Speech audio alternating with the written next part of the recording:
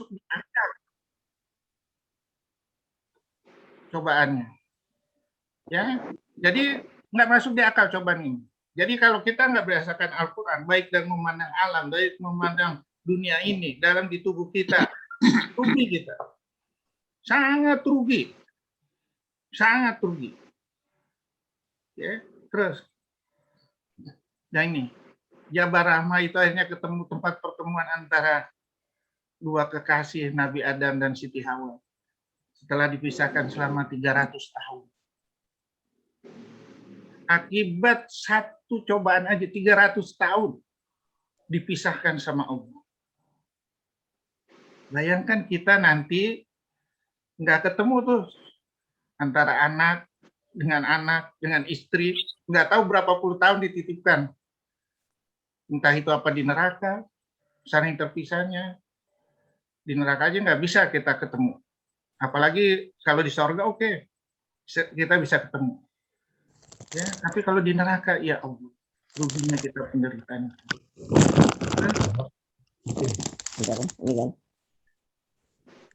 Nabi Adam dan Iblis sama-sama dikeluarkan dari sorga dan diturunkan oleh Allah ke dunia. Namun kenapa Allah membimbing Nabi Adam untuk bertobat, tetapi tidak membimbing Iblis? Jawabannya karena Nabi Adam mempunyai sifat tawadu dan mau mengakui kesalahan.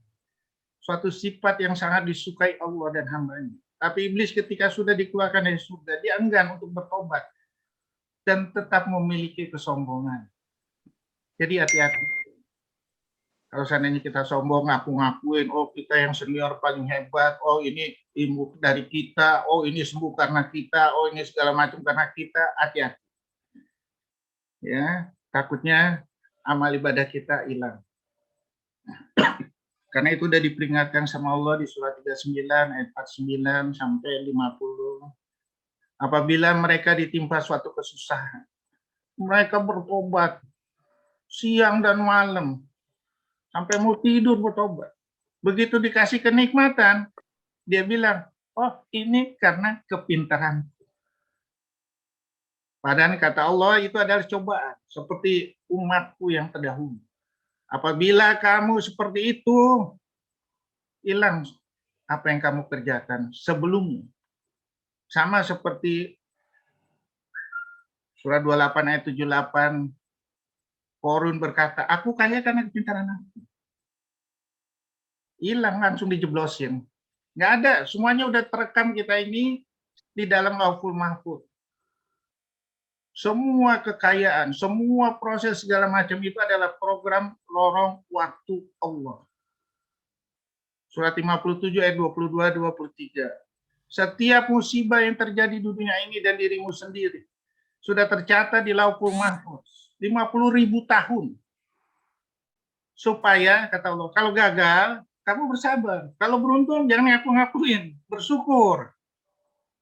Seperti syukurnya Nabi Sulaiman waktu dia dites berbicara atau waktu memindahkan singgasana Ratu Balkis. Robbi auzini an askuro imatakalati an amta alayya. Ya Allah, berikan aku ilham untuk tetap bersyukur. Seperti yang kau telah berikan kepada diri saya dan kedua orang tua saya. Ya Allah, tunjukkanlah kebajikan-kebajikan yang aku dapat rasakan nanti pada anak-anak cucuku. Itulah namanya program memperpanjang umur melebihi umurnya Nabi Nuh. Ada di surat 29 ayat 14. Umur Nabi Nuh itu 1000 dikurang 50, 950 tahun. Jadi kalau kita untuk memperpanjang umur dengan kalimat Allah, supaya nilai kebajikannya itu kita bisa rasakan walaupun kita sudah tidak ada di dunia ini. Itulah yang harus kita ubah. Kita jadikan patokan hidup kita. Ya, jangan kita ngaku-ngakuin, takut kita. Oke, terus nah, dalam gundah gulananya berdoa Nabi Adam. Yang tadi saya sudah sebutkan, qala rabbana zolam anfusana wa ilam taghfir lana wa takunanna minal muslimin. Nah, itu doanya. Ya, terus jawab Allah tadi udah dibilang surat 96 ayat 4 sampai 5. Aku akan mengajarkan kamu dengan pena. Aku akan mengajarkan kamu apa-apa yang tidak kamu ketahui. Silakan berkebun, berternak. Semua aku tundukkan udah untuk kamu. Untuk nikmatku, udah untukmu. Surat 31 ayat 20, surat Al-A'raf 3 ayat 10, surat 16 ayat 20. Semuanya semata-mata untuk beribadah kepada. Ingat, kita jangan lupa. Wa ma khalaqtul jinna wal insana illa liya'budun. Surat 51 ayat 56. Semata-mata itu aku sembahkan supaya kamu beribadah mutlak kepadaku. Ikhlas kepadaku. Jangan mengharapkan dunia, jangan mengharapkan ria. Ya, jadi harus itu syaratnya. Terus, nah, inilah pelajaran bunuh-membunuh yang dilakukan oleh Kabil dan Habil. Dicoba sama Allah. Yang satu, anak Nabi Adam itu waktu lahir itu selalu kembar.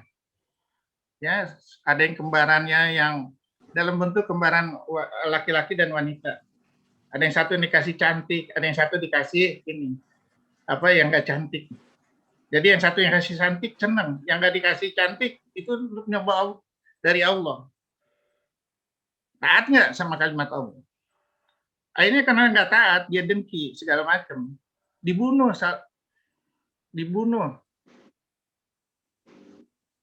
Ya, akibatnya apa? Dibawa tuh mayatnya ke sana kemari. Karena penyesalannya yang bukan main. Tertutuplah hatinya. Bagaimana cara menyelesaikan seperti itu? Akhirnya dikirimlah sama Allah burung gagak. Burung gagak berantem, kemudian satu mati, itu sudah gitu digali kuburannya. Betapa bodohnya aku diajarin sama binatang. Itulah salah satu prinsip pembelajaran manusia yang dilakukan oleh binatang. Bagaimana pembelajaran yang lain selain binatang segala macam dan alam ini bisa kita istilahnya propolis belajar alam berkembang bahasa alam berkembang menjadi guru. Nah, ya semuanya jadi untuk pelajaran. Sayang kalau kita nggak ini. Kita udah diajarin. Ini baru burung gagak yang mengajarkan kita. Bagaimana binatang-binatang yang lain? Bagaimana dengan tumbuh-tumbuhan yang lain? Banyak sekali kita peroleh di situ. Proses pembelajaran yang rata-rata semuanya untuk rahmat seluruh alam. Pertanyaannya, apakah manusia nggak malu? Seluruh ilmunya, seluruh tingkah lakunya tidak berprinsip untuk rahmat seluruh alam. Kita harus bertanya di situ. Adakah rasa malu kita? Makanya Allah bilang di surat 21 ayat 107. Wa ma arsalnaka illa rahmatan lil alamin. Aku turunkan kaum Muhammad sebagai rahmat bagi seluruh alam. Rasulullah diturunkan sebagai rahmat seluruh alam, semua yang ada di bumi, semua termasuk binatang, termasuk alam, termasuk segala macam ikut serta dalam satu frekuensi yaitu kalimat Allah. Makanya Allah bilang di surat 17 ayat 44, 24, ayat 41. Semua yang ada di langit dan yang ada di bumi, termasuk yang ada di dalam tubuhmu sendiri, bersujud sama Allah. Bagaimana kalau seandainya satu sujud itu kita satukan dalam satu frekuensi kalimat Allah, yaitu Al-Quran dan hadis, akankah kita bisa menundukkan gunung, lautan, langit dengan seizin Allah? Karena sudah ditunjukkan di surat itu, surat 59 ayat 21, mereka takut menerima amanat itu. Bagaimana manusia kalau seandainya bisa? Bisakah dengan seizin Allah berbicara dengan gunung, dengan langit, segala macam? Bisakah kita memerintahkan gunung dan langit dan lautan dengan kalimat Allah? Bisa. Karena kita satu prinsip, yaitu semua sujud sama Allah. Satu frekuensi. satu tujuan. Ya. Dengan izin Allah semua, insya Allah bisa. Terus, ajab akibat perbuatan manusia. Ajab yang ada di dunia ini yang dilahirkan sama Allah karena perbuatan manusia sendiri. Surah 42 ayat 30. Setiap musibah yang terjadi pada diri manusia karena perbuatan manusia sendiri, bukan dari Allah. Bukan dari Allah. Surah 34 ayat 41. Telah banyak kerusakan di bumi ini akibat perbuatan manusia. Oleh karena itu, akan aku siksa kamu. Surah 32 ayat 21. Sama seperti itu. Bagaimana kita terhindar dari musibah? Ya samalah kita kayak kita menghadapi COVID. Kita nggak berfilosofi dengan filosofi Allah. 2 tahun nggak selesai. Musibah yang timbul. Makanya Allah tegur di surat 23 ayat 71. Apabila kebenaran dari Allah mengikuti kemauan pemikir-pemikir yang ada di dunia ini yang tidak berfilosofi dengan kalimat Allah, hancur bumi beserta isinya. Surat 23 ayat 71. Oke, kita bisa salah dalam berfilosofi dengan akal kita. Tapi bagaimana kita mempelajari kalimat salah kita? Allah udah bilang di surat 27 ayat 9, 46 ayat 26, 22 ayat 46. Silakan kamu evaluasi yang lalu-lalu. Perhatikan dengan akalmu, dengan dengan matamu, dengan pendengaranmu. Ambil suatu hikmah dari kegagalan itu. Kalau tidak bisa, kata Allah surat 22 ayat 46, berarti hatimu yang buta. Ya, ini pelajaran yang diusulkan sama Allah. Lihat masa lalu kamu, balik ke belakang. Sehingga mengerti di mana kesalahan kita. Jangan terus-terus mau salah melulu. Nah, sama kita baca buku textbook, mana yang digiring nih? Apakah kita nanti digiring untuk masa yang akan datang kita salah juga? Kita menyesal juga, nanti dulu. Karena apa? Prinsipnya ilmu Allah itu rahmat bagi seluruh alam. Yang namanya yang mahal, yang namanya belit-belit, yang namanya nggak praktis, bukan dari Allah prinsipnya. Terus,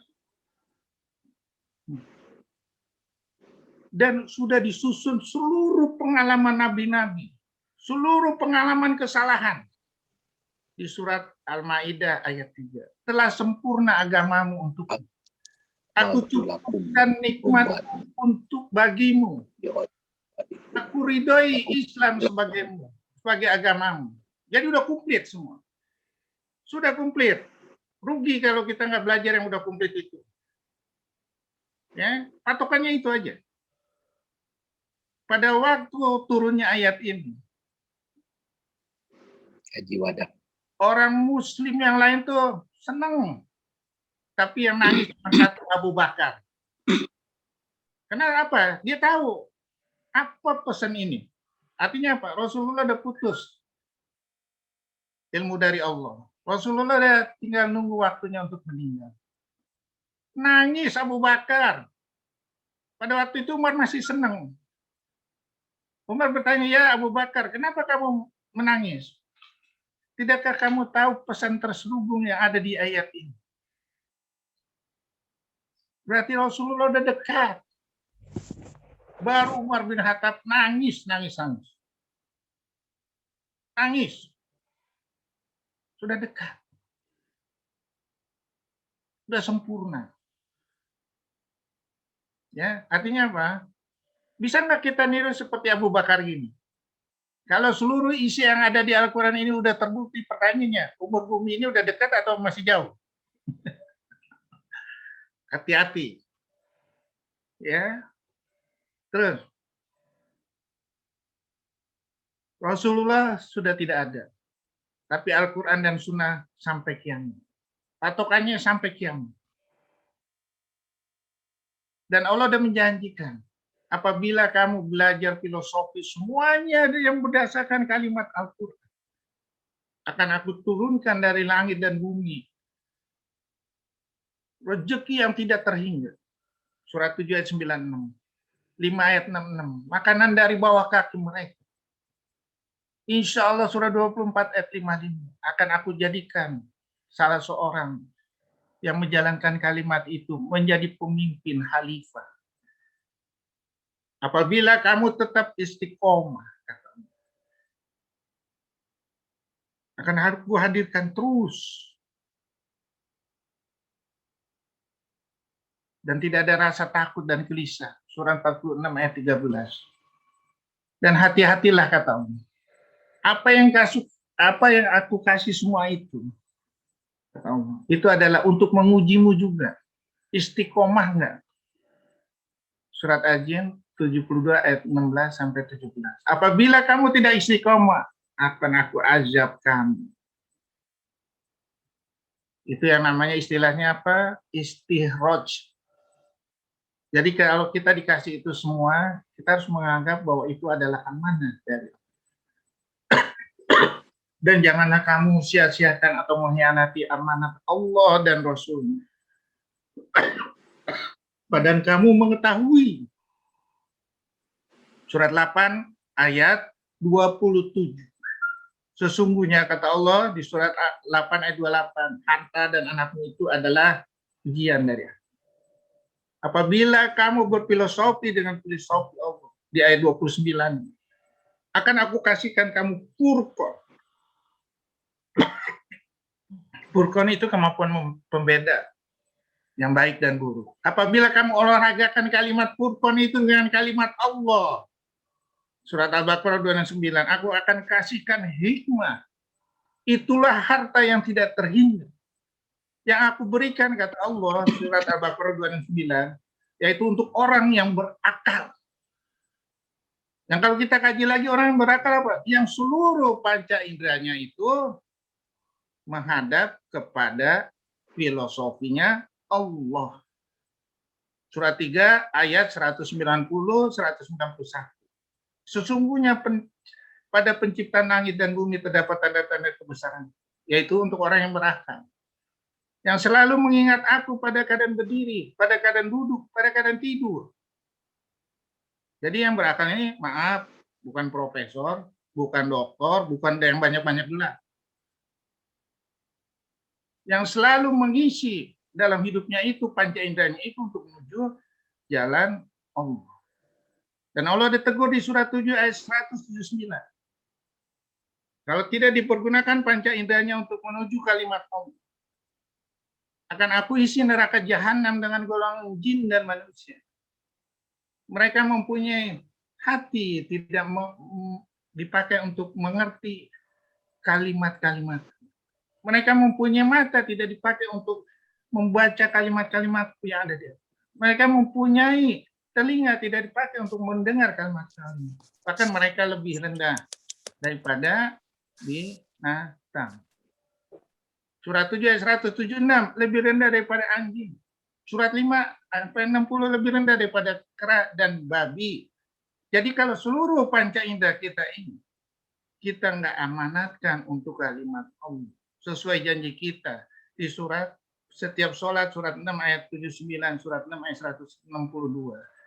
Ini wajahtu wajiyah lillazi fathara samawati wal ardi wa ma ana minal musyrikin.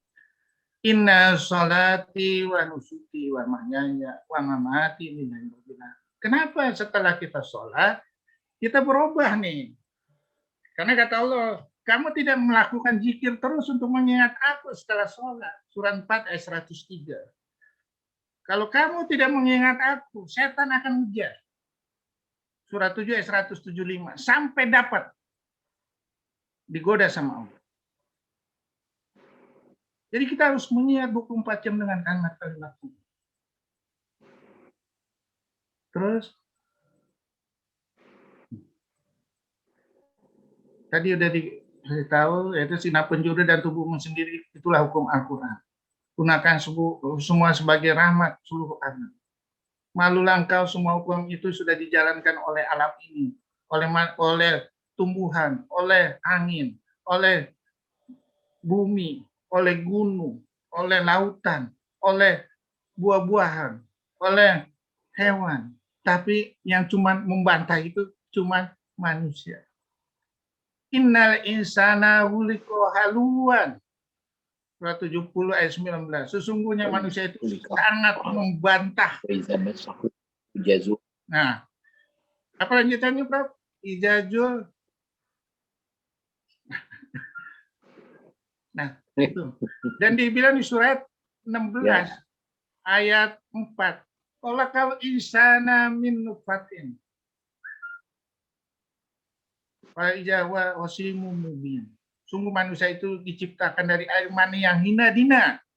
Tapi kamu pembantah. Ya. Semua yang ada di bumi ini udah dikasih untuk manusia. Untuk menservis manusia. Begitu juga surat 7 ayat 10. Surat Al-Hijr 15 ayat 20. Udah dikasih. Cuma satu diminta Allah. Beribadah pada Allah. Terus? Dan jangan salah, manusia itu diciptakan dari air. Semua makhluk bumi ini diciptakan dari air. Dan dari air ini, orang meneliti yang namanya hukum hidroponik. Berdasarkan surat Al-Baqarah 265. Apabila kamu berbuat kebajikan, akan aku tumbuhkan di dataran tinggi itu seperti orang tumbuhan yang ada di dataran tinggi yang aku kasih air hujan tumbuh, dikasih tetesan-tetesan embun tumbuh. Orang berpikir apa nih tetesan embun? Ternyata bisa dijadiin teori hidroponik. Ya Allah.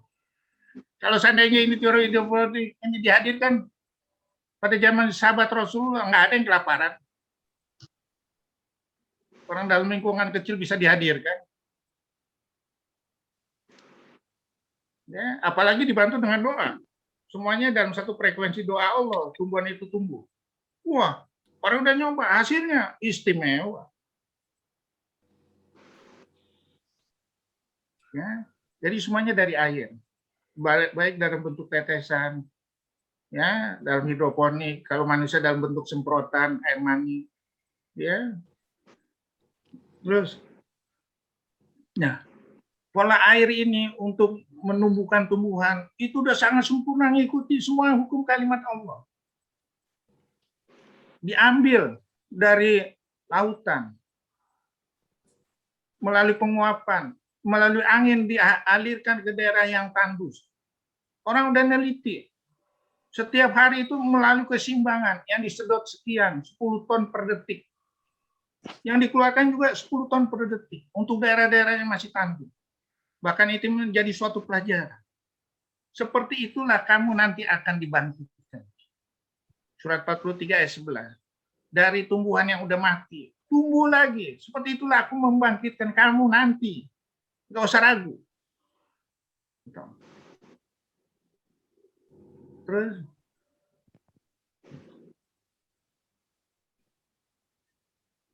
awan itu digerakkan oleh angin untuk sama-sama bekerja sama melalui simbiosis mutualisme. Dialirkan dia untuk daerah-daerah yang tandus. Sesuai dengan perintah Allah. Nggak ada yang membangkang. Surah 24 ayat 23, Allah menjadikan awan yang bergerak perlahan-lahan dengan angin. Surah 25 ayat 48, akulah yang meniupkan angin itu. Allah mengirimkan angin untuk menggerakkan awan. Kalau kita teliti, awan itu, air itu disimpan di ketinggian 10.000 sampai 12.000. Dengan kecepatan tetesan itu kisarannya sekitar 558 km per jam. Kalau ini jatuh sampai ke bumi, hancur tuh dengan tetesan-tetesan air itu, rumah-rumah segala macam. Tapi dibikin sama Allah, begitu mau dekat ke bumi itu, dengan hukumnya Allah, hanya turun dengan kecepatan 8 sampai 10 km per jam. Kenapa? Air yang sangat murni itu menghambat untuk akan turun kecepatannya. Begitu udah difiltrasi di ketinggian itu turun dengan filtrasi segala macam, airnya jadi air yang sangat putih dan jernih. Kecepatannya turun. Kalau ini sampai dengan kecepatan 558 per kilometer per jam. Waduh, kita ditimpuk tetesan begitu udah pingsan semua. Ya, terus seperti itulah dengan air, dengan itulah contoh bahwa kamu nanti akan dibangkitkan.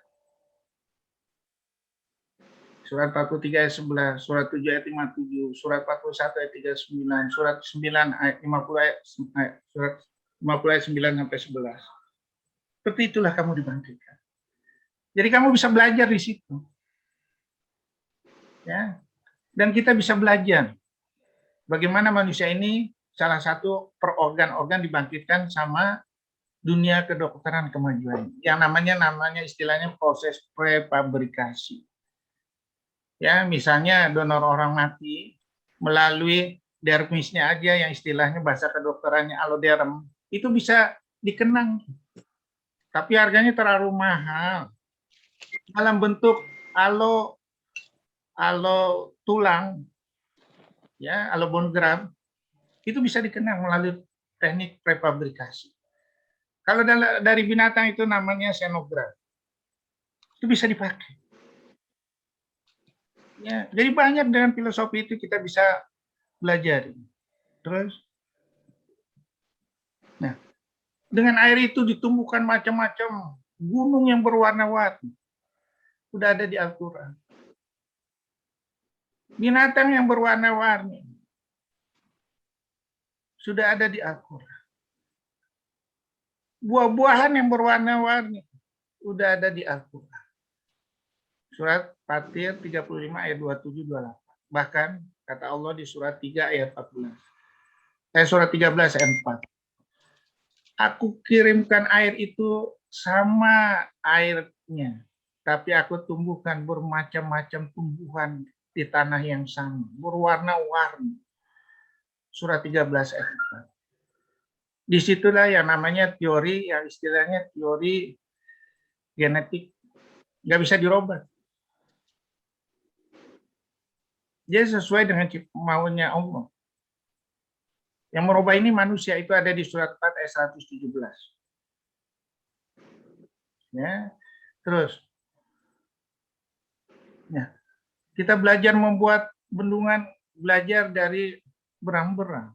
Bagaimana hebatnya berang-berang dalam kesendiriannya, dia berusaha untuk membuat bendungan sehingga dia dapat dengan aman tinggal di atas bendungan itu atau di dalam bendungan itu, sehingga pada waktu dia diuber sama pemburu-pemburu yang untuk memangsanya, dia menyelam ke dalam laut atau ke dalam sungai, yang nggak mungkin diuber sama mangsanya. Gitulah berang-berang dalam mempertahankan dan membuat nyaman hidupnya dengan kalimat Allah, dengan suruhan Allah. Bagaimana mereka belajar? Ada nggak teknik dia belajar di universitas, di SD, di SMP, SMA, sampai universitas, sampai profesor? Nggak ada. Belajar dengan suruhan Allah. Ya, terus. Nah, begitu juga ini, belajar membuat madu. Membuat madu itu adalah, kalau kita ambil hikmahnya, suatu pengorganisasian yang sangat-sangat hebat. Di sana ada tim advance untuk mengetahui mana daerah-daerah yang menghasilkan bunga yang paling bagus untuk dijadikan madu. Terus dari tim advance itu ada untuk mencoba lagi. Dikasih lihat, datang ke sarangnya. Oh, ini nih apa madunya, kira-kira kamu setuju nggak, bagus nggak? Oh, letaknya di mana? Dibikin tari-tarian dari tim advance itu. Dari tari-tarian itu dia tunjukkan arahnya melalui arah petunjuk matahari yang berubah setiap 1 sampai 4 menit. Tapi dia bisa mengkalkulasi ketepatan arah itu, jauhnya berapa, jumlahnya ini berapa, melalui tari-tarian itu. Dikasih tahu sama tim yang menunggu untuk bersama-sama pergi ke sana, bersama-sama memperoleh rahmat dari Allah, untuk rahmat bagi seluruh alam. Bayangkan, dari hasil itu mereka bikin madu bukan hanya untuk keperluan dirinya sendiri, Dia bikin madu jumlahnya tidak terbatas. Untuk apa? Supaya dia bisa merasakan manusia menikmati itu semua. Surat 31 ayat 20. Ya. Kita perhatikan 1,5 kilogram madu itu 4 juta kuntum bunga. Ya, sekali bergerak 60 sampai 70 ribu lebah. Ya, kalau untuk menghasilkan hasil madu yang bagus, yang banyak. Ternyata dari madu itu kata Allah untuk obat. Setiap obat yang dihasilkan dari lebah tergantung dari hasil dari bunganya yang diserap. Bisa dipakai untuk di bedah plastik untuk mengobati luka bakar, untuk mengobati katarak. Ya, bayangkan seekor lebah bisa mensuplai kita untuk kenikmatan dan untuk obat, untuk rahmat bagi seluruh alam. Aku ilhamkan lebah itu untuk membuat sarang-sarang di gunung-gunung, di kayu-kayu, dan di bangunan-bangunan manusia.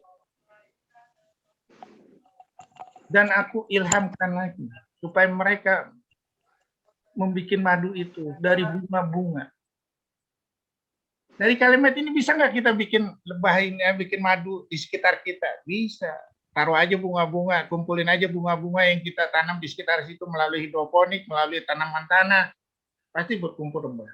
Pasti kita akan menikmati suatu mukjizat dari Allah yang tidak terhingga di depan mata kita sendiri.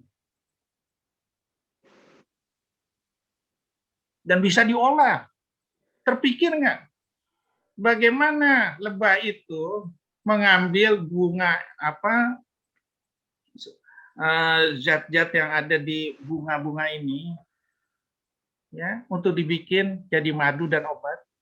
Adakah manusia pintar ini bisa mengolah seperti lebah ini menjadi madu yang begitu nikmatnya, yang begitu variasi warna-warninya, yang begitu banyak manfaatnya untuk obat?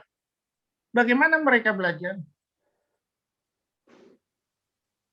Nah, ini harusnya kita belajar. Jadi seluruh ilmu ini bukan untuk kita semua. Itu adalah mana? Untuk ditransfer ke orang lain.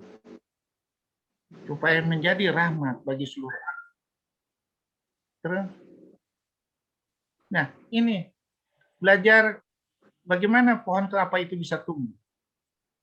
Bagaimana ada air di dalam pohon kelapa itu. Orang berteori yang namanya melalui endosperm.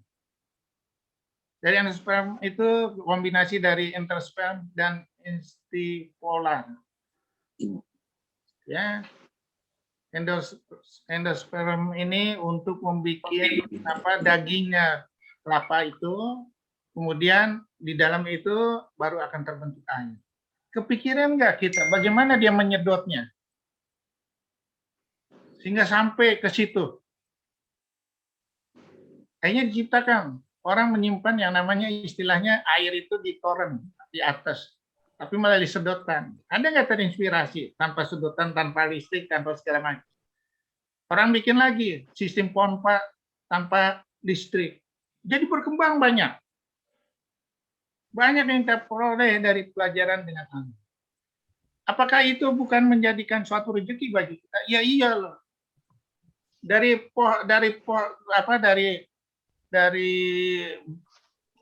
buah kelapa ini aja banyak gunanya. Nggak ada yang tersisa tuh untuk menservis manusia. Ya, tidak ada tersisa. Dari dagingnya kita bisa makan, airnya kita bisa rasakan nikmatnya dengan segala banyak manfaatnya untuk pengobatan diare, untuk pengobatan orang yang dehidrasi segala macam. Begitu juga ininya bisa dia batok kelapanya bisa dibikin macam-macam sabuk, bisa dibikin untuk arang. Begitu juga daun-daun kelapanya bisa dibikin untuk untuk lidinya itu lidi itu dari tangkai daun-daun kelapanya untuk lidinya. Terus untuk bikin daun-daun kelapanya bisa dibikin untuk atap. Begitu juga batangnya bisa dibikin untuk rumah dengan segala ukiran. Ya Allah. Apakah manusia seperti itu? Apakah kita nggak malu diberi contoh dengan seluruh makhluk Allah untuk rahmat bagi seluruh alam, sementara manusia apabila dikasih Allah, apabila dibukakan seluruh rahmat Allah, surat 17 ayat 1, manusia pasti akan kikir. Padahal kekikiran itu kata Allah untuk menjadi bahan bakar api neraka semua. Terus, nah ini kita lihat. Dari sekian pelajaran dari alam, dan banyak lagi yang saya tidak bisa sampaikan di sini. Malukah kita kepada Sang Pencipta? Apa tugas kita datang ke bumi ini? Untuk diri sendiri, untuk sekelompok orang, atau untuk rahmat bagi seluruh alam? Yang tadi sudah dijelaskan ayat-ayatnya. Terus, makanya nikmat mana lagi yang kamu dustakan? Fabi ayyi alai rabbikuma tukadziba. Surat Al-Rahman sebanyak 31 kali. Surat An-Najm 53 ayat 55. Pelajaran mana lagi selain pelajaran yang telah dihadirkan Allah melalui bumi ini, melalui seluruh isinya. Sedangkan manusia berusaha menyimpannya. Padahal kata Allah, penyimpanan itu dalam bentuk harta, dalam bentuk ilmu pengetahuan. Semua bakal jadi bahan bakar api neraka. Surat 3 ayat 180. Manusia itu sangat kikir. Padahal hartanya nanti akan dijadikan sebagai kalung api neraka. Atau dijadikan setrika. Surat 9 ayat 35. Atau ilmu yang diumpatkan, yang disimpan, yang nggak dikasih tahu, yang tidak dihadirkan untuk memberikan kecerdasan yang lain, jadi bahan bakar api neraka. Surat Al-Baqarah 174. Kenapa kita nggak takut sih? Apakah kita berusaha untuk nutupin itu, untuk mencapai sesuatu yang fana di dunia ini? Terus,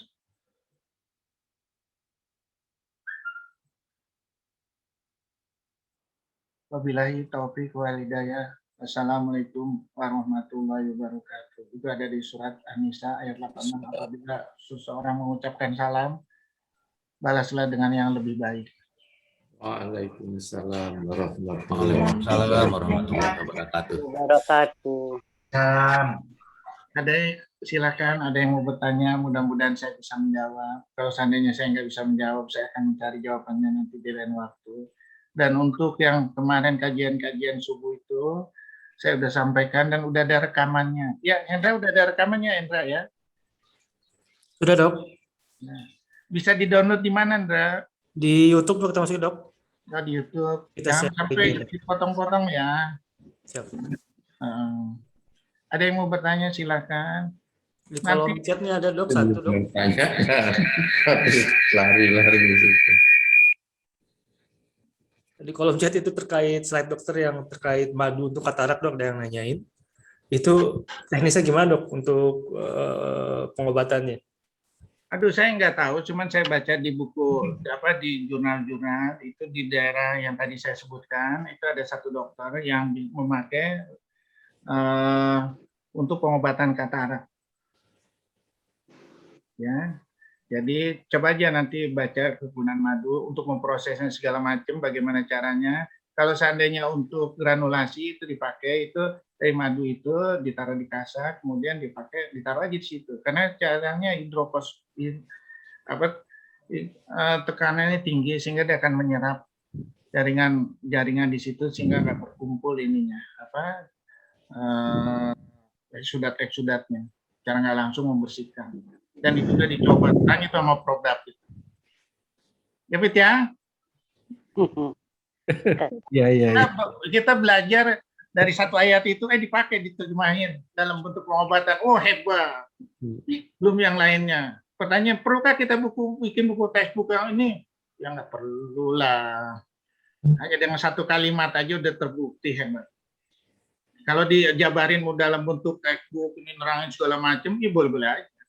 Tapi patokannya supaya kita nggak ini harus ada standar. Supaya kita nggak buang-buang waktu harus ada standar. Karena kalau kita berdasarkan akal kita, nggak nyampe. Kenapa? Kita ini tinggal di dunia cuma sebentar. Surah 22 ayat 47, surah 32 ayat 5. Satu hari di sisi Allah sama dengan 1000 tahun di dunia. Bagaimana kita belajar kalau seperti Rasulullah itu umur 1,5 jam, bisa memandang alam ini begitu hebat tanpa panduan Al-Quran? Nggak bisa. Bagaimana Rasulullah untuk datang untuk melihat bumi, gunung yang bermacam-macam warnanya, lautan yang ada 2 pembatas? Nggak bisa. Kalau bukan dengan kalimat Allah. Apakah dia perlu biaya datang menyelidikin itu? Rugi banget. Dari situlah kita nyari patokan-patokannya, sehingga nggak terbuang waktu kita untuk belajar dengan kalimat Allah. Yang menerawang dengan kalimat Allah ini, yang menerawang dengan akal kita, nggak nyampe. Orang meneliti pembangunan piramid, sampai sekarang saking nggak masuk ke akalnya peneliti-peneliti itu, akhirnya apa? Kesimpulannya, jangan-jangan piramid itu ada kerjasama dibangun dengan alien. Padahal di Al-Quran udah bilang surah 28 ayat 38, wahai Haman, wahai pembesar-pembesarku, bangunlah bangunan tinggi sehingga saya bisa melihat Tuhannya Musa. Dari mana? Tanah lempung yang dibakar. Ya Allah, jawabannya penelitian yang amburadul udah puluhan tahun, cuman sampai melibatkan alien, cuman dijawab dengan kalimat 1 ayat. Malu nggak kita? Pada waktu itu Profesor Maurice Bucaille, itu profesor yang ahli bedah Prancis. Dia mau meneliti, kenapa mayatnya Firaun ini jadi mumi ya? Kenapa nggak hancur seperti yang lain? Apakah karena dia mengucapkan bahwa dia ngaku Tuhan, sehingga nggak hancur? Dalam penelitiannya, dipinjam mayatnya Firaun itu dibawa dari Mesir ke Prancis. Diteliti, bingung. Dilemparkan dari hasil penelitiannya itu, risetnya saking bingungnya dilemparkan, ada nggak orang yang bisa menjawab di dalam forum ilmiah yang bukan muslim, nggak terjawab. Kucuk-kucuk udah puluhan tahun, datang anak muridnya, Maurice Bucaille, nggak usah pusing itu udah ada di Al-Quran, surat 10 ayat 92, dijawab 1 ayat, aku awetkan badanmu Firaun supaya jadi pelajaran. Bayangin Profesor Maurice Bucaille ahli bedah, 30 tahun nggak terjawab, hanya dijawab dengan 1 kalimat Allah. Malu nggak kita? 30 tahun hilang percuma waktunya. Maaf, Prof. Mulis, kita membahas kanker payudara dari mulai zaman Halsted 1922 sampai sekarang. Dijawab dengan 1 kalimat, apapun lo operasi asal menunjukkan sesuai dengan prinsip onkologi, survivalnya sama. Berapa banyak juta-juta tete yang payudara yang hilang karena kesalahan kita. Apakah kesalahan kita seterusnya harus bersama-sama? Kita menyesal? Yang enggak lah. Dari Profesor Halsted. Pasti nggak ada operasi sama aja. Nah, makanya kita artikan definisi survival itu apa? Dari mulai diagnosis, terapi, sampai mati. Mati ini udah dikunci. Jadi yang kita bisa perbuat apa? Mengolah dengan seluruh panca indera di dalam kalimat Allah. Surat 16 ayat 78. Gunakanlah panca indera kamu sehingga kamu bersyukur. Karena yang dikasih berupa cancer, berupa apapun, apabila diolah dengan kalimat Allah, bukan musibah. Lebih musibah mana antara kanker payudara dengan stroke? Pasti stroke lah. Dari jalannya aja kita dari jauh udah ngelihat. Tapi mana payudara yang hilang bisa kita lihat? Oh, payudaranya hilang. Enggak. Kembali lagi, jadi kita harus belajar dengan kalimat-kalimat yang sederhana, sehingga hasilnya bagus. Ya, berapa banyak itu? Kita mau bahas semuanya ini melalui teori molekuler yang serba mahal, teori segala macam. Pertanyaan perlu, padahal setiap manusia membawa sifat masing-masing. Surat 17 ayat 84. Sifat dari dia 17 ayat. Setiap manusia itu membawa sifat masing-masing. Dari dia mulai dapat rezeki, dari dia berumah tangga segala macam sampai dia matinya, itu udah sifatnya udah ditentukan sama Allah yang melalui program lorong waktu. Manusia boleh berusaha. Surat 9 ayat 105. Berusahalah kamu dengan seluruh ilmumu dan segala apa. Surat 9 ayat 105. Aku sebagai saksi. Rasulullah sebagai saksi, orang beriman sebagai saksi. Hasilnya tergantung dari izin Allah. Amlil insani mataman walillahil akhirati wal ula. Surat 53 ayat 24 25. Apabila ditentukan oleh Allah semua hasil usaha kita. Jadi kata Allah, surat 853, surat 13 ayat 11. Terserah kamu, nikmat yang aku berikan itu aku tidak rubah kecuali kamu sendiri. Apabila kamu gagal, bersabar. Apabila kamu berhasil, bersyukur. Kalau gagal, carilah dengan penyelesaian itu dengan kalimat-kalimat. Bukan hasil usaha dengan mengandalkan emosi kita jadi kaya. Hasil usaha dengan segala kepintaran bisa jadi kaya, melebihi kayanya siapa Pele? Enggak. Melebihi kekayaannya Firaun? Enggak. Melebihi kekayaan bola Messi? Enggak. Enggak. Udah ditentuin semua. Seperti Ronaldo, nggak bisa.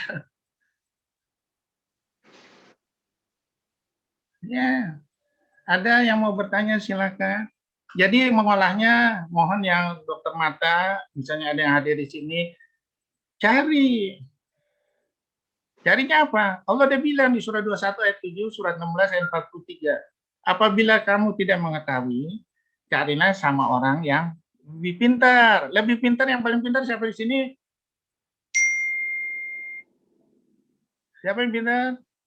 Mister Google sama Mister YouTube. Buka sebentar tanpa pamrih 24 jam keluar tuh seluruh teori. Apa kita bisa merangkum itu? Enggak. Itu filosofi kalimat Allah gitu. Tanpa pamrih, tanpa bayaran mahal-mahal, bisa dihadirkan 24 jam. Kalau seorang muslim mengumpulkan ilmu, udah dibalas sama Allah sebagai bahan bakar api neraka, nggak berkembang tuh ilmunya jadi Al-Baqarah 261, apabila kamu berbuat kebajikan 1 jadi 7, 7 jadi 700, jadi bahan bakar api neraka, rugi. Apabila kita kasih dibukakan Allah ilmunya terus. Insya Allah. Ada yang mau bertanya? Jadi cari ya sama Mr. Google yang bidangnya tertarik di mata, silakan cari. Silakan Prof. Fahri. Ya, terima kasih. Dokter, terima kasih atas arahannya tadi ya. Saya sangat terkesan dengan apa yang sudah dokter sampaikan. Saya lihat juga di Quran apa yang tadi disebut dokter itu. Ya. Kemudian satu pertanyaan saya, apakah menurut dokter, apakah Corona 19 ini merupakan ujian bagi umat Islam atau memang untuk semua manusia yang ada di muka bumi saat ini? Dan kemudian bagaimana pendapat dokter, apakah ini akan lama atau akan tidak terlalu lama kalau umat Islam semuanya sholat minta barangkali sama Tuhan supaya segera corona ini dihilangkan kembali. Terima kasih dokter. Terima kasih Prof. Fahri. Kalau kita melihat kalimat Allah, itu ada di surat Al-Baqarah 185, akan aku uji manusia itu dengan segala kesusahan, kelaparan, kehausan, segala macam dengan segala musibah. Berilah kabar gembira untuk orang yang bersabar. Qalu alladzina idza asabatuhum musibah qalu inna lillahi wa inna ilaihi raji'un. Ucapkanlah itu dari Allah. Kalau dari Allah, pertanyaannya bagaimana menyelesaikan? Yaitu harus kembali lagi dengan kalimat Allah. Karena Allah bilang di surat 95 ayat 4. Aku telah menciptakan tubuhmu sebaik-baik bentuk. Lakot insana fi ahsani taqwim. Sebaik-baik bentuk itu apa? Yaitu sebaik-baik bentuk itu kalau kita menggunakan seluruh kalimat. Akan terbukalah kita. Bagaimana cara membangkit? Sebaik-baik bentuk itu artinya apa? Kita bisa membangkitkan antibodi. Seperti antibodinya 7 pemuda hati. 7 pemuda kapi itu pada waktu dia ditawarin, ya, ditawarin apa untuk nyembah selain Allah, dikasih sama penguasa berupa segala macam kenikmatan, nggak mau. Oke, kalau kamu nggak mau, silakan kamu berpikir. Dalam pemikiran itu, untuk menyelamatkan imannya, dia pergi, ditinggalkan semua. Akhirnya dia sampai ke gua, dia berdoa, Robbana atina min ladunka rahmatan wa ilana min amrina rusada. Artinya apa? Ya Allah, berikanlah rahmat dari sisi, sempurnakanlah jalan lurus untuk menuju jalan. Begitu berdoa, kalimat yang sudah niatnya sudah dibangkitkan, hanya dengan satu doa itu menjadi sesuatu yang mujizat yang luar biasa, suatu keajaiban yang luar biasa. Tidur 309 tahun. Apakah antibodi ini tidak bisa dibangkitkan dengan kalimat Allah? Bisa. Surat 17 ayat 44, 24, 41.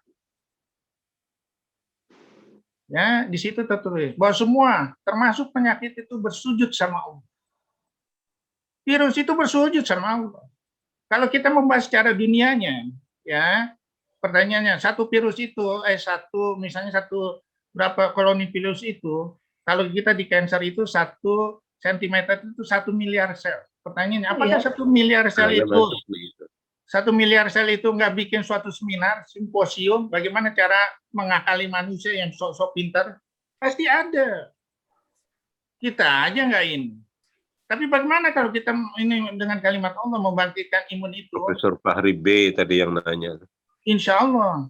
Kenapa? Di luar negeri orang udah neliti loh. Di Inggris, di Spanyol, di Brazil.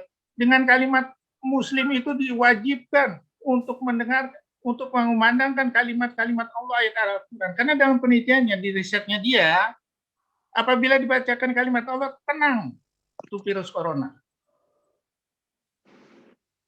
Dikasih ini apa musik, ganas mengganas. Sekarang yang disalahin orang Muslim, sholat dibatasin, apa haknya? Apakah kalimat Allah itu akan berubah dengan kemajuan manusia? Apakah akan berubah dengan segala teknik manusia? Tidak. Orang udah nantang kok. Wa in kuntum fi raibin mimma nazzalna 'ala abdina fa'tu bi suratin min misli. Apabila kamu ragu Al-Qur'an itu dari sisi aku, silakan buat satu surat. Jadi cara membangkitkan imun itu gampang. Energi yang tidak terhingga, tahu nggak Prof? Atom itu uranium 235 bisa dibikin suatu yang maha dahsyat. Bom atom. Padahal orang dan neliti, kalau Anda baca di Guardian, di dalam manusia itu ada 7 kali 10 pangkat 27 atom yang siap membantu, yang siap membangkitkan cahaya, yang siap membangkitkan energi yang tidak terhingga. Asal dengan kalimat Allah. Bangkitkan itu dengan ini. Oke, kita salah. 2 tahun nggak terselesaikan. Nggak apa-apa. Kembali lagi di surat 22 ayat 46. Evaluasi. Mana yang benar? Vaksin yang benar? Pikiran manusia yang benar? Jangan kita rugi lagi. Surat 23 ayat 71. Berapa ratus triliun yang hilang percuma. Kembali lagi dong. Itu punya akal. Akal itu harus ditujukan ke Allah. Kalau enggak, nanti pikirannya lebih rendah daripada binatang. Itu aja. Jadi kita mulailah membangkitkan. Karena Allah udah jamin. Wa ma asobatum min musibah illa biiznillah. Surat 64 ayat 11. Tidak ada satupun musibah bahkan menimpa seseorang tanpa izin Allah. Oke. Kita bisa kena COVID. Siapapun bisa dalam kondisi sekarang ini. Pertanyaannya, apakah itu akan menyebabkan kematian yang sudah ditentukan jadwalnya sama Allah? Enggak. Kalau enggak, kenapa kita harus takut? Makanya di dalam teori ada OTG, ada yang setengah berat, ada yang berat. Ya, dan kita harus yakin, apabila kamu berprinsip dan istiqomah dengan kalimat Allah, tidak ada rasa takut dan gelisah. Nggak ada kita takut. Ekonomi tetap berjalan. Mana nggak kita menangani tahun? Tahun itu cuman, kalau kita lihat di literatur, cuma 2 minggu. Kita semakin banyak orang pintar di sini, 2 tahun nggak selesai. Yang mana yang pintar? Orang dulu atau orang sekarang? Kan kita harus bertanya, menganalisa. Ya, sekarang kita tes lagi. Ternyata orang yang kena COVID dibandingkan sama orang yang nggak kena COVID divaksin, antibodinya lebih tinggi orang yang kena COVID. Betul nggak kalimat Allah? Saya nggak kena COVID diperiksa nih antibodinya. Yang saya yang kena COVID diperiksa antibodinya. Lebih dari 250. Orang yang divaksin yang belum pernah kena COVID antara kisaran 5 sampai 40. Kenapa itu nggak dipublikasi? Karena ini bisnis triliunan. Kalau kita itu publikasi didorong. Jujur, kebenaran itu dari sisi Allah. Qala walhaku aku. Surat 38 ayat 84. Yang aku katakan kebenaran. Sumpahku adalah kebenaran. Al-Baqarah 147. Al-haqqu min rabbika fala takunanna minal mumtarin. Yang aku katakan kebenaran. Oleh karena itu nggak boleh ragu. Nggak boleh ragu. Oke, sekarang kita 2 tahun. Ya, kita menangani cancer. Udah sekian 100 tahun, masih berkembang ini. Nah, kita harus meneliti. Mana supaya kita harus sesuai dengan prinsip Allah sehingga gampang. Plastik, maaf, Prof. David. Kita itu fungsinya sebagai apa? Skin graft. Hanya tukang tambel. Yang nungguin ininya, imbibisis segala macam, teori imbibisis sampai hari keempat, Profesor saya lupa. Ya. Nah, Profesor Hufser dan Gottman di situ bilang teori imbibisi hari keempat. Itu teori super mikro yang diciptakan Allah. Dari imbibisi serum itu bisa terjadi vaskularisasi. Yang udah disediakan Allah. Kita memindahkan dengan pre-flap, kita memindahkan dengan flap lokal segala macam. Itu semua ada perforator. Makanya Pak Taylor bilang di seluruh tubuh itu ada 280 sampai 350 perforator. Kalau kita ditanya, bisakah kita menciptakan perforator? Kumpulkan seluruh orang pintar yang ada di dunia ini untuk bikin perforator? Nggak bisa. Jadi apa kita? Tukang mindahin. Semuanya udah tersedia bahannya. Betul nggak kalimat Allah laqad khalaqnal insana fi ahsani taqwim? Benar. Jangan kita ngaku-ngaku. Takutnya nanti aduh, kita harus syahadat lagi. Jadi begitu ya, Prof. Bangkitkan imun itu, Prof. Pertama, bangkitkan imun itu. Ya, makasih. Usahalah kita dengan makanan yang halal. Al-Baqarah 168, 172. Setelah makanan yang halal, kita membangkitkan imun lagi dengan zikir. Melalui sholat, melalui sedekah, melalui segala macam. Itu akan merangsang imun kita tinggi. Ya. Dengan imun tinggi itu cuma dibangkitkan apabila kita kena musibah. Seperti doanya siapa? Nabi Ayub. Rabbi anni masaniyat. Nah, apa Prof? Rabbi anni masaniyat guru. Rabbi anni masaniyat guru wa anta arhamur rahimin. Aku kena penyakit, ya Allah. Engkau adalah Maha Penyayang dari seluruh penyayang. Sambo. Ya, surah 21 ayat 83. 21 ayat 87 doanya Nabi Yunus. La ilaha illa anta subhanaka inni kuntu minaz zalimin. Tahu nggak? 40 hari 40 malam nggak makan. Mana masuk logika? Di dalam ikan perut bakal mati. Enggak. Satu lagi niat kita yang paling hebat di dunia ini, yaitu melalui ayat mukamat. Mukamat itu pokok isi Al-Quran, yaitu yang namanya perintah Allah berpuasa. Kepikiran enggak? Dengan satu niat, karena Allah, metabolisme kita dibikin rendah. Sehingga apa? Rasa lapar kita hilang. Rasa haus kita hilang. Teori yang namanya hipoglikemi, teori namanya dehidrasi, yang merusak ginjal, nggak ada. Bagaimana untuk kalimat-kalimat lain dengan kalimat Allah? Orang meneliti. Ya, di surat Al-Baqarah 273. Yang haram itu udah jelas. Tapi kamu dapat makan yang haram itu asal kamu terpaksa dan tidak kenyang. Hanya untuk sekedarnya aja. Pertanyaan saya, ya, apakah dengan kita dalam kondisi kelaparan itu imun kita saat itu tinggi? Tinggi. Orang udah neliti. Sehingga yang namanya cacing pita segala macam kecil itu.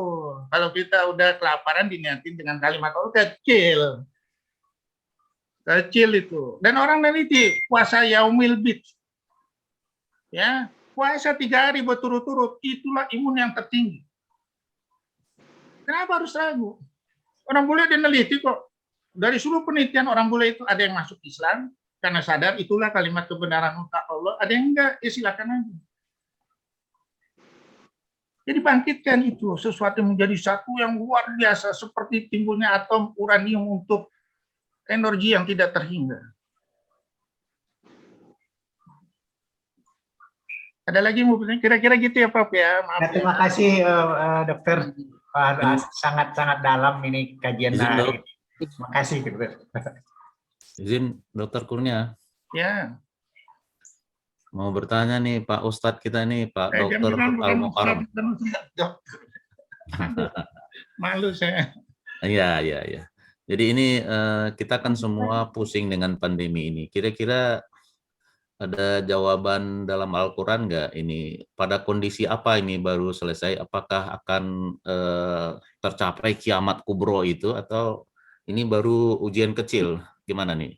Jadi gini ya, Allah udah bilang apabila kamu tidak memakai prinsip kalimat Allah, udah dijelaskan. Yang bukan hanya menimpa kaum muslim, orang yang non muslim pun kena. Surat 8 ayat 25. Apabila ini berlanjut terus, kata Allah, kamu tidak berfilosofi dengan kalimat Allah, surat 35 ayat 45. Jangankan manusia, binatang melata, tumbuh-tumbuhan, bangunan-bangunan, aku bikin hancur. Surat 35 ayat 45. Surat 17 ayat 16 sama seperti, tapi aku tunggu. Kapan waktu yang tepat? Masih nggak kita sadar? Hanya dengan kalimat Allah lah cara menyelesaikan itu. Masihkah kita mau menganggap ilmu kita lebih hebat, ilmu WHO lebih hebat? Kalau menurut saya kalau caranya seperti ini, selalu menyatakan kalimat Allah itu salah sampai kiamat. Apakah selesai? Yang kita takutkan ini nanti gelombang ketiga. Serangan yang ketiga kayak apa nanti hebatnya? Karena kita nggak berfilosofi kalimat Allah. Jangankan meninggal, harta rugi aja banyak karena kita nggak berfilosofi kalimat Allah. Siapa yang membangkitkan itu?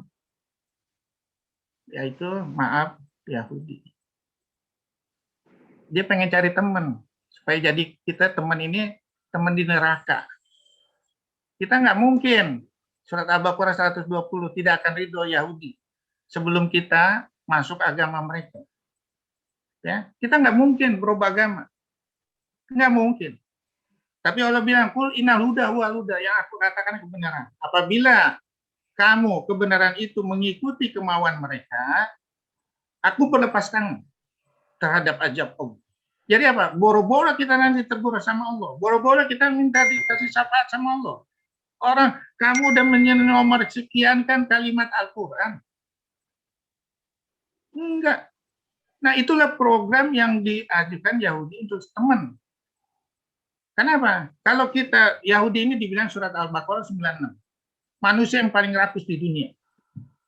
Jadi melalui nipu manusia. Ikuti hukum dia, seluruh harta kita diambil sama dia, dia terpenuhi untuk hidup 1000 tahun melalui hidup di dunia ini. Ya, akhiratnya nggak apa-apa, dia nggak dapat. Yang kita rugi, kita nggak dapat akhirat, kita nggak dapat dunia. Begitu hebatnya strategi Yahudi.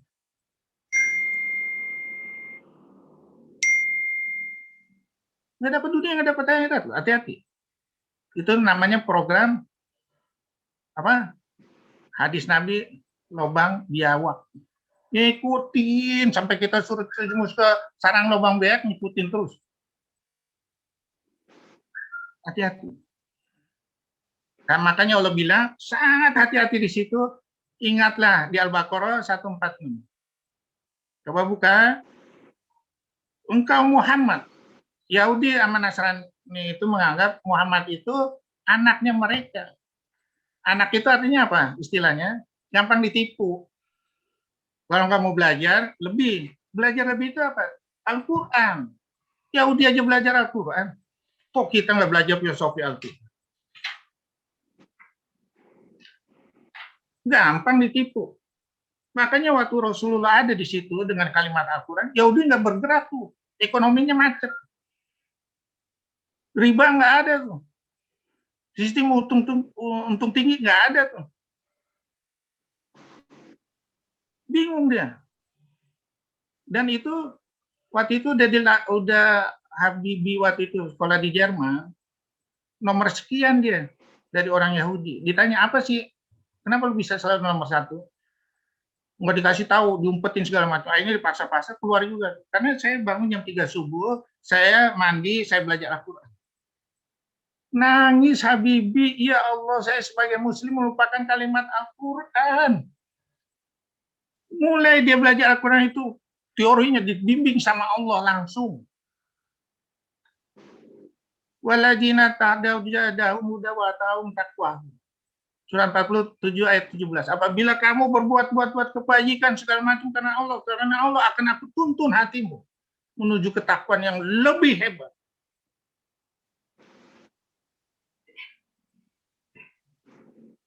Akhirnya 7 ayat 96. Aku kucurkan langit dan bumi itu berkah rezeki yang tidak terhingga. Kata Allah surah 72 ayat 16-17. Dengan itulah aku menguji kamu terus. Istiqomah enggak? Ada lagi yang mau bertanya? Kayaknya asik ya. Dengan kalimat Allah kayaknya nggak terbatas gitu waktunya. Sesuai dengan tadi tidak bisa dilukiskan oleh 8 lautan. Ya. Boleh lanjut sedikit bertanya, Dokter? Boleh aja, saya sih senang aja. Ini agak medis ini. Itu kan teori tumor itu juga kadang-kadang dikaitkan dengan penyebabnya virus. Apakah nanti ujung-ujungnya nanti setelah ini muncul lagi tumor-tumor yang banyak nanti gimana itu? Sekarang kita lihat ya, penyebab virus itu untuk kanker payudara hampir nggak ada. Sedikit sekali. Yang paling sering penyebab virus itu satu di kanker rongga mulut. Orang meneliti namanya HPV. Makanya Allah bilang di surat 17 ayat 23, jangan kau dekati zina. Ya, udah. Karena apabila kita berzina, apabila kita minum alkohol, apabila kita merokok segala macam, itu akan merusak teori keseimbangan yang sudah diciptakan Allah.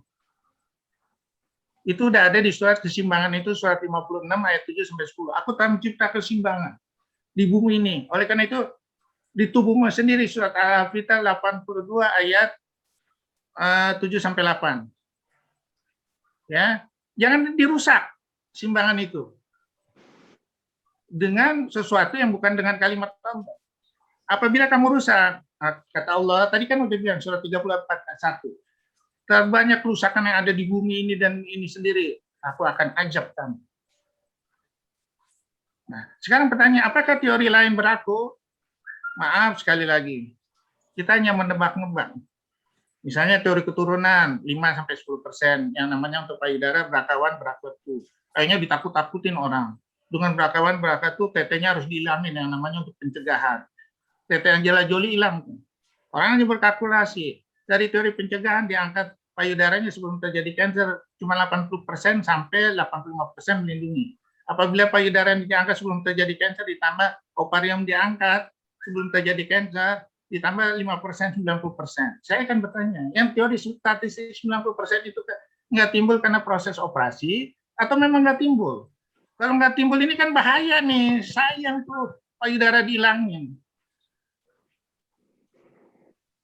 Saya. Jadi bagaimana mengatasinya? Program kita mendeteksi program ruang waktunya Allah melalui pemanfaatan melatih panca indera kita, surat 16 ayat 78. Sehingga kita ketemu awal, dengan ketemu awal Akhirnya timbul lagi kalimat Allah di surat 21, 16, 17. Tidak ada yang sia-sia aku buat ini.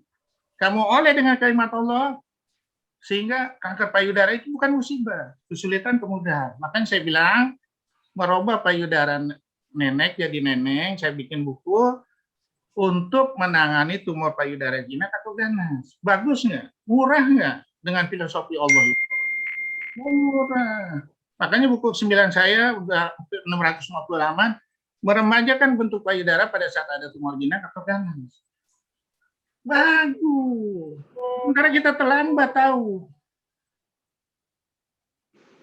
Melalui namanya istilahnya onkoplasti, melalui mamari volume displacement atau volume replacement. Selesai kalimat Allah. Cara memakai donornya udah jelas di Al-Quran dibilang. In asantum dan fisikum hanya asantum palaha. Memberi yang terbaik itu untuk dirimu sendiri. Memberi yang terbaik itu kata Allah di surat Al-Baqarah 27:1, 274 yang tersembunyi. Kita membahas teori memilih donor ini baru di abad 20 melalui subunit. Padahal Allah bilang melalui daerah tersembunyi, nggak boleh diiniin. Itu ada di subunit. Istilah kerennya. Padahal udah dibilang 14 abad yang lalu. Tahunya terlambat. Melalui yang bergambir, sehingga yang bergambir itu jadi baik dan sesuai garis langgar, jadi bagus. Garis langgar itu sudah diciptakan di Al-Quran. Melalui garis langgar yang disesuaikan dengan tipe kulit sudah dijelaskan di Al-Quran.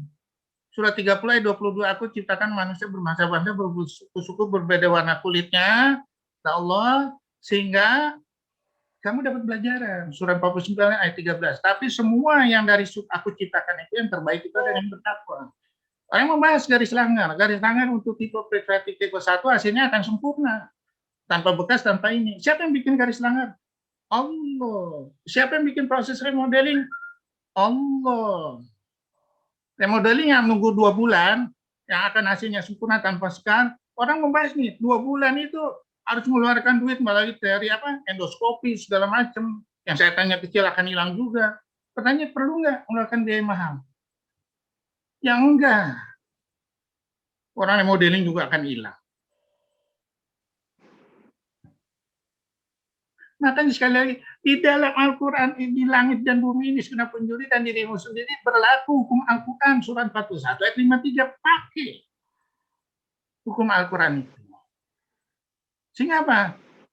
Kalau kita pakai ini dilatih panca indera, wah gampang untuk dapat gelar doktor.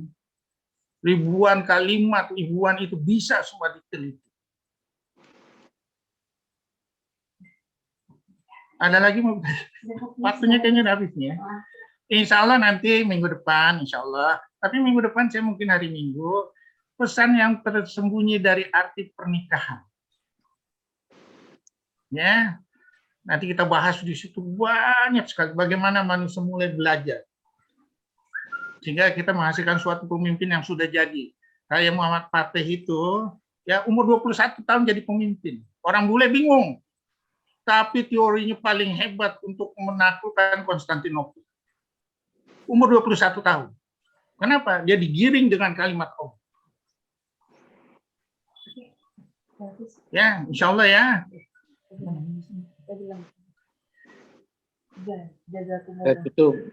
Jazakumullah khairan katsiran. Insyaallah kita bisa membahas lebih banyak lagi kekuatan maha dahsyat dari Al-Quran. Terima kasih, Dokter. Dan kita bisa menjalankan kekuatan maha dahsyat Al-Quran ini di dalam kehidupan sehari-hari. Jangan sampai kita dituduh sama Allah seperti surat 62 ayat 5. Seperti keledai membawa buku. Aduh sedihnya. Hanya tahu tapi tidak dijalankan. Tahu tapi di nomor sekian kan.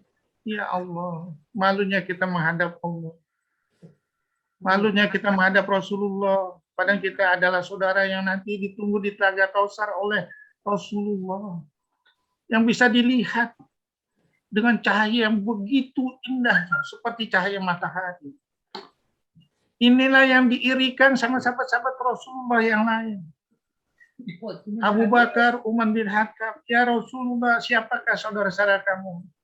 Apakah aku bukan saudara kamu? Bukan, kamu adalah sahabatku. Yaitu saudaraku itu adalah saudara umat muslim yang menjalankan hukum-hukum Allah.